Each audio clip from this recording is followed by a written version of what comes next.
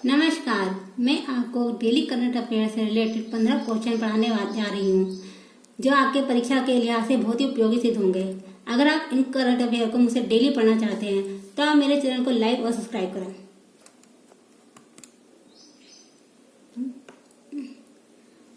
पहला क्वेश्चन, 2020-21 सत्र के लिए AIFF पुरुष फुटबॉलर ऑफ द ईयर के रूप में किसे नामित किया गया है? तो इसका सही आंसर है संदेश झिंगन। सीनियर इंडिया डिफेंडर संदेश झिंगन को AIFF पुरुष फुटबॉलर ऑफ द ईयर चुना गया है, जबकि मिडफील्डर सुरेश सिंह बांगजाम को 2020-21 सीजन के लिए इमेजिंग प्लेयर चुना गया है। नेक्स्ट क्वेश्चन, मैं जो क्वेश्चन आपको बता रही हूँ, आप चाहे तो उसे नोट डाउन कर सकते हैं। कृषि और प्रसंस्कृत खाद्य उत्पादन निर्यात विकास प्राधिकरण एपीडा ने निम्नलिखित में से किस राज्य केंद्र शासित प्रदेश के साथ अद्वितीय कृषि उपज को बढ़ावा देने के लिए सहयोग किया, जिससे क्षेत्र में किसानों की आय में वृद्धि होगी? तो इसका सही आंसर है लद्दाख। कृषि और प्रसंस्कृत खाद्य उत्पाद निर्यात विकास प्राधिकरण एपीडा अद्वितीय कृषि उपज को बढ़ावा देने के लिए लद्दाख के अधिकारियों के साथ सहयोग कर रहा है, जिससे क्षेत्र में किसानों की आय में वृद्धि होगी। इस सहयोग का फोकस ये सुनिश्चित करना है कि लद्दाख 2025 तक जैविक क्षेत्र बनाने का लक्ष्य हासिल कर ले। नेक्स्ट क्वेश्चन, हाल ही में भारतीय संसद के किस सदन में आवश्यक रक्षा सेवा विधेयक पेश किया गया है? तो इसका सही आंसर है लोकसभा। आवश्यक रक्षा सेवा विधेयक हाल ही में भारतीय संसद के निचले सदन लोकसभा में पेश किया गया है, जिसका उद्देश्य देश भर में सभी सरकारी आयुध कारखानों के कर्मचारियों को हड़ताल पर जाने से रोकना है। इस बिल में सरकार बताई गई सेवाओं को आवश्यक रक्षा सेवाएं घोषित कर सकेगी।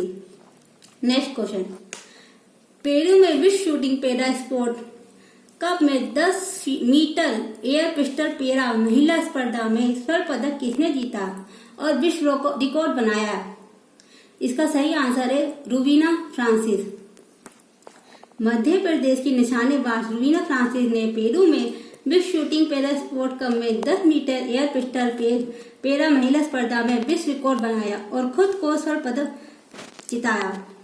नेक्स्ट क्वेश्चन, निम्नलिखित में से किस राज्य के कैबिनेट ने हाल ही में राज्य की युवा नीति 2021 को मंजूरी दी है? तो इसका सही आंसर है मेघालय। मेघालय कैबिनेट ने हाल ही में मेघालय युवा नीति 2021 को मंजूरी दे दी है, जिसका उद्देश्य युवाओं को अपनी पूरी क्षमता हासिल करने और राज्य के कुशल, जिम्मेदार, रचनात्मक और अधिकार प्राप्त सदस्य बनने के लिए एक क्षेत्र बनाना है। ये नीति राज्य के खेल एवं युवा मामले विभाग द्वारा तैयार की गई है।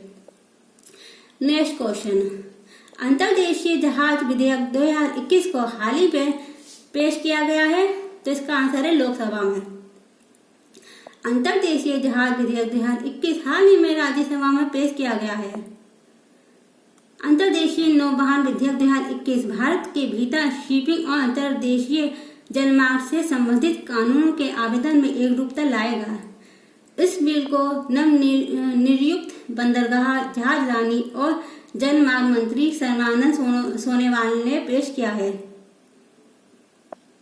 नेक्स्ट क्वेश्चन, किस भारतीय सेना के वाइस एडमिरल विनय को हाल ही में यूके द्वारा अलेक्जेंडर डेल रिम्पल पुरस्कार से सम्मानित किया गया है?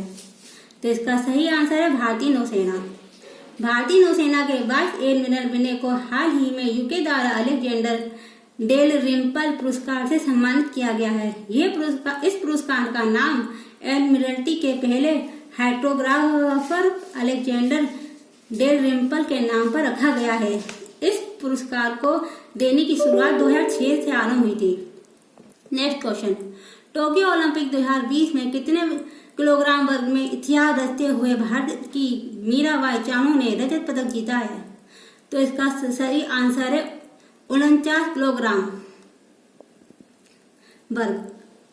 टोक्यो ओलंपिक 2020 में इतिहास रचते हुए भारत की मीराबाई चानू ने 49 किलोग्राम वर्ग में रजत पदक जीता है। भारोत्तोलन में यह भारत का पहला रजत पदक है। 26 वर्षीय मीराबाई चानू ने स्नेच में 87 किलोग्राम और क्लीन एंड चार्ज में 115 किलोग्राम भार उठाकर 49 किलोग्राम वर्ग के फाइनल में कुल 202 का स्कोर बनाया है। नेक्स्ट क्वेश्चन, हाल ही में कोविड-19 के कारण अनाथ बच्चों के पंजीकरण हेतु पोर्टल की घोषणा किसने की है? तो इसका सही आंसर है केंद्र सरकार। केंद्र सरकार ने हाल ही में कोविड-19 के कारण अनाथ बच्चों के पंजीकरण के लिए पोर्टल की घोषणा की है और केंद्र सरकार ने कहा है कि और उस बच्चे को पीएम केयर्स के तहत लाभ मिल सकता है। इस योजना के तहत प्रत्येक बच्चे को 18 वर्ष की आयु प्राप्त करने पर 10 लाख रुपए की राशि प्रदान की जाएगी। नेक्स्ट क्वेश्चन, G20 पर्यावरण और ऊर्जा मंत्री की वार्ता हाल ही में किस शहर में आयोजित की गई है? तो इसका सही आंसर है नेपल्स। हाल ही में G20 पर्यावरण और ऊर्जा मंत्री की वार्ता नेपल्स इटली में आयोजित की गई है। संवाद का फोकस राजनीतिक एजेंडा को घटना के क्षेत्र केंद्र में रखना था। पर्यावरण संरक्षण को प्रगति और मानव कल्याण के साथ समेटना और महामारी के लिए विज्ञान आधारित समन्वित वैश्विक प्रतिक्रिया को बढ़ावा देना है। नेक्स्ट क्वेश्चन, कौन सा राज्य सार्वभौमिक नवजात श्रवण स्क्रीनिंग कार्यक्रम के तहत एक स्वचालित श्रवण ब्रेन स्टेम प्रतिक्रिया प्रणाली ABR शुरू करने वाला देश का पहला राज्य बना है? तो इसका सही आंसर है पंजाब। नवजात और छोटे बच्चों में स्वास्थ्य हानि का प्रबंधन करने के लिए पंजाब सरकार ने सार्वभौमिक नवजात श्रवण स्क्रीनिंग कार्यक्रम के तहत एक स्वचालित श्रवण ब्रेन स्टेम प्रतिक्रिया प्रणाली ABR शुरू की। ऐसा करके पंजाब इस प्रणाली को लागू करने वाला देश का पहला राज्य बन गया है। नेक्स्ट क्वेश्चन, कौन सा हाईकोर्ट औपचारिक रूप से कार्यवाही के लाइव स्ट्रीमिंग शुरू करने वाला देश का पहला न्यायालय बन गया है? तो इसका सही आंसर है गुजरात। गुजरात हाईकोर्ट औपचारिक रूप से कार्यवाही की लाइव स्ट्रीमिंग शुरू करने वाला देश का पहला न्यायालय बन गया है।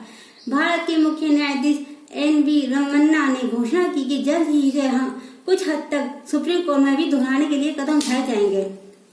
नेक्स्ट क्वेश्चन, किस देश की सरकार ने फेसबुक व्हाट्सएप के लिए वैकल्पिक सोशल मीडिया प्लेटफॉर्म क्रमशः जोगाजोग और अल्पन नाम विकसित करने की घोषणा की? तो इसका सही आंसर है बांग्लादेश।